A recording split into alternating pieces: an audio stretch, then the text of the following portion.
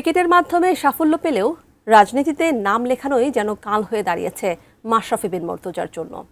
প্রায় 2 বছর ধরেই নিজেকে আড়ালে রেখেছেন একসময়ের 22 গজ আর ড্রেসিং রুম মাতিয়ে রাখা এই তারকা ক্রিকেটার।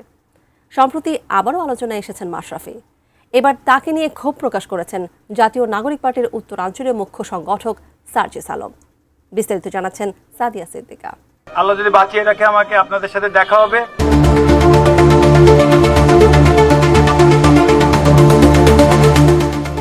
মাশরাফি বিন মুর্তজার দীর্ঘ ক্যারিয়ারে সাফল্য যেমন অসংখ্য, তেমনি রাজনীতির মাঠে বিতর্ক পিছু ছাড়েনি। তবে এবার সেই বিতর্কের আগুনে ঘি ঢাললেন জাতীয় নাগরিক পার্টি এনসিপির উত্তরাঞ্চলের মুখ্য সংগঠক সার্জিস আলম। সামাজিক যোগাযোগ মাধ্যমে এক বিস্ফোরক পোস্টে তিনি সরাসরি প্রশ্ন তুলেছেন মাশরাফির রাজনৈতিক সততা ও নৈতিকতা নিয়ে।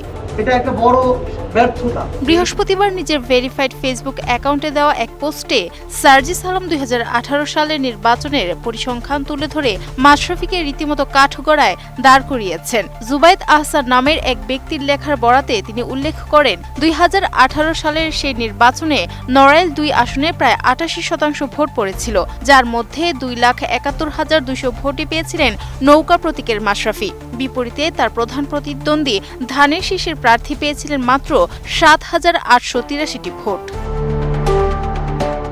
বেস্ট ইনগ্রেডিয়েন্ট ও ইউরোপীয় মেশিনে তৈরি মজাদার কেক ফ্যান্টাস্টিক, যে ফানে সবাইকে টানে।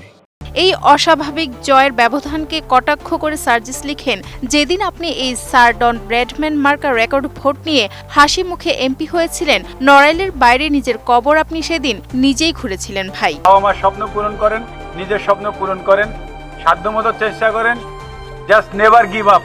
সার্জিসের সমালোচনার তীর কেবল 2018-তে সীমাবদ্ধ থাকেনি। তিনি 2024 সালের জাতীয় সংসদ নির্বাচন এবং পরবর্তীতে মাশরাফির হুইপ পদ গ্রহণ করা নিয়েও প্রশ্ন তোলেন। ক্রিকেট মাঠে মাশরাফি সবসময় ছিলেন ফিক্সিংয়ের বিরুদ্ধে আপোষহীন এক লড়াকু সৈনিক, কিন্তু সেই আদর্শের সাথে বর্তমান রাজনৈতিক অবস্থানের অমিল খুঁজে পেয়ে সার্জিস লিখেছেন, সারা জীবন ম্যাচ ফিক্সিংয়ের বিরুদ্ধে দাঁড়ানো আপনি যখন নিজে ভোট ফিক্সিংয়ের লোভে পড়েছিলেন, সেদিনই আসলে নড়াইল এক্সপ্রেস লাইনচ্যুত হয়ে গিয়েছিল।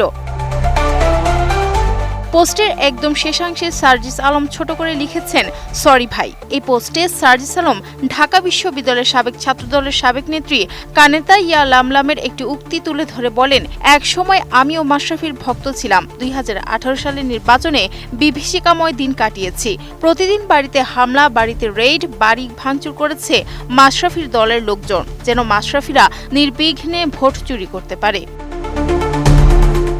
সেই ভোট ডাকাতির নির্বাচন এর দিনে ভোট চুরি প্রতিহত করতে যতদূর মনে পড়ে শহীদ হন 8 জন। মাশরাফি নিজ আসনে ব্যাপক ভোট চুরি করে জয়ী হন। Sadia Siddika, ATN news.